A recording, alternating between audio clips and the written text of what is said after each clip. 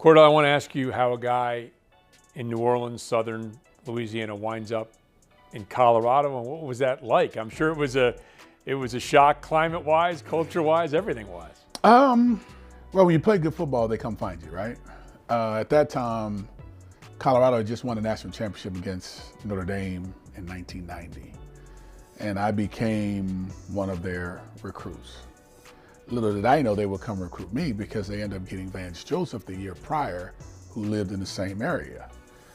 So to have two quarterbacks back-to-back come from the same area, and then his high school be my arch rival, Archbishop Shaw against John Ehret, I'm like, they're recruiting me?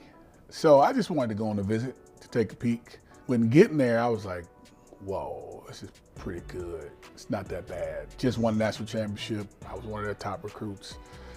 Got to the end with Bill McCartney, and he opened up the window behind him, and there were the flat irons and, you know, the peaks of the mountains with the snow caps and all that fun stuff. And I'm like, can I have some time to think about it? He said, I'll give you 48 hours.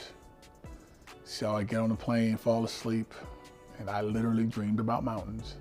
Woke up, got the baggage claim, dialed 1-800-GO-BUFFS, and I committed right there on the spot. Before I even spoke to my dad, he didn't take the visit. So in all due respect, you know, to him and his wishes, and wanted to collaborate a little bit, I was like, nah, this is where I want to go.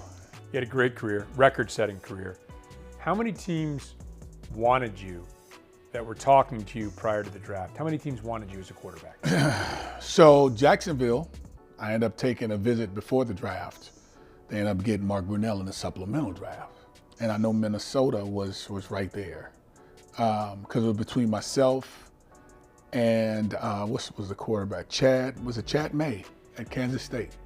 We were in a topic of conversation, but we just blowed him out at Kansas State. So I know he wasn't going before me. Couldn't have happened. Of course, you know, egotistically speaking, I was like, of course not. So of course they take Mark Brunell the night before. Jacksonville does. Minnesota goes by. I think they got something else, and then they ended up getting Corey Fuller, 2 picks ahead of me in the second round. And then I got to Pittsburgh and got the phone call. End up having a chance to come here, and the rest was history.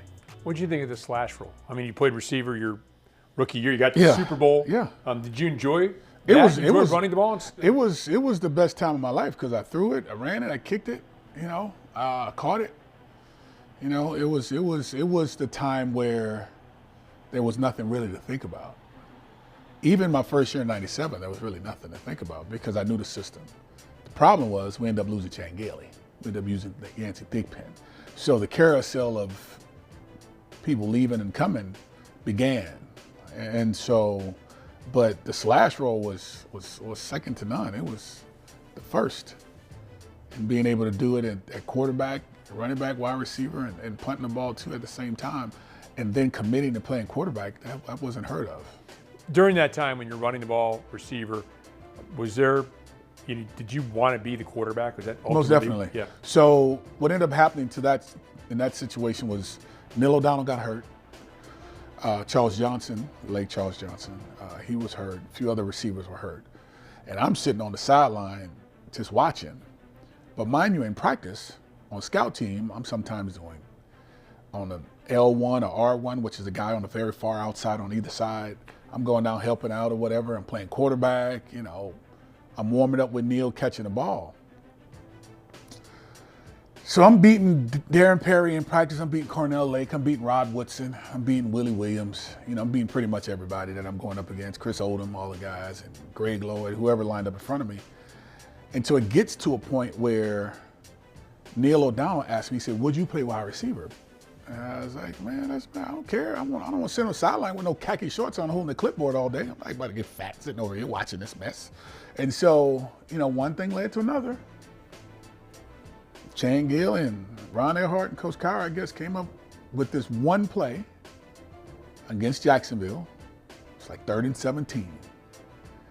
They have 3 receivers to the side, Yancey and Neil O'Donnell's lined up on the outside. So the very first play was a quarterback draw. At this time, they didn't have a spy. At this time, it was just straight cover 2. Who's going to cover Neil O'Donnell? It was a question of who's going to cover 14? Who's going to cover Neil? And I'm sitting there laughing. I'm like, I like it. So I get the snap. I rush, got like a 20-yard gain on 3rd down. Just caught it and just shot up the middle of the field full speed. Next week, That's when the famous Myron Cope, late Myron Cope, comes out and gets Cleveland. High, slashing, dashes, and he catches the ball. He throws it in high. That Kordell Stewart is strictly a crazy like. And then all of a sudden Slash is born off of that one play of throwing to Ernie Mills in the back of the end zone. And that kind of catapulted us into winning that game because we was kind of slow and lethargic a little bit that game. And I ended up going to Super Bowl with an addition of Slash helping out just a little bit. And getting a touchdown in the AFC Championship. And getting a touchdown and tippy-toe touchdown in the back of the end zone, that was a great year. That was a fun year. What was it like to quarterback the team to AFC Championship games? It was awesome. The unfortunate thing I will say about my time starting from 97 until the latter part of it, in 6 years I had 4 different coordinators. So the continuity was a little tough, right? You get Kevin Gilbride with a run and shoot system, with a Jerome Bettis with a power runner, and Plexico Burris and Hines Ward. We're not a run and shoot. We're more of in between the tackles type of a team with a little play action pass, and none of the stuff they came up with later with quarterbacks that were mobile, but a traditional style quarterback. When you look at the game today and see how guys are doing it today, there was a lot of good work put in way back when. Do you look at today's quarterbacks and think, maybe I just came along 20 years too soon? You're a pioneer, and would you enjoy playing in today's NFL where there's more players? The stubborn side of me says they weren't ready for me. I was ready for the game. That's the stubborn side. But being that I was kind of like that minority, if you will, figuratively speaking, in the sense of not too many were doing it that way, I was a little ahead of my time. We had 2 good coaches that were able to make it work.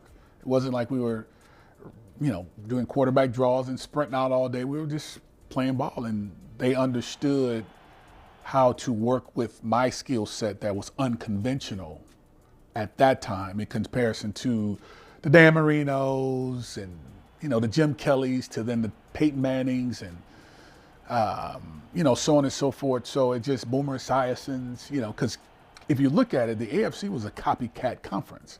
So was the NFC. So if you looked at the NFC, there were more runners in the NFC. Steve Young playing against the Cowboys in his run and getting his championship, to the Donovan McNabbs, to the Michael Vicks, to the Randall Cunninghams. You look at the AFC, you think of all the passing records, even going back to Warren Moon even, right? That was the side that was throwing the ball. So when we did do it within our conference, it was kind of unfair to the guys we were playing against in the AFC because they didn't know how to defend it, because that's not where it mattered most. It mattered in the coverage, pass coverage, and the stunts up front, to try to, confuse quarterback, bring a linebacker, drop it in, out, things like that. And then they started catching on, and before you know it, the mobile quarterback became extremely relevant. But when looking at the game today, it's a joy to watch it, because now you have Taysom Hill down in New Orleans that's playing the slash role, so to speak. Right. Look in 2023, the first 4 picks in the 2023 draft. Number 1 was Young. Number 2, I think, which was Stroud. Right. And then you look at 4 was Richardson. What does that look like? Right. So everybody, and then if you look at the game itself in its totality of 32 teams, I think there may be 14 mobile quarterbacks, maybe more, even if you want to go to Josh Allen even. But you need that because guys on the D-line are running 4.4s at the 40 now, 4.5s. So catch up the listeners, the viewers. What is Kordell Stewart doing today? Being a daddy, man. I'm got a 20-year-old son, dude. Like, bruh, seriously. And then coaching, do a little coaching with high schools and play a lot of golf, man. And just take my time. That's all. I'm just enjoying life. Work very hard, enjoying the fruits of my labor, so to speak. And so, just staying busy, staying out the way, minding my business. That's it. Kordell, thank you. Always. Yes, sir. Thank you.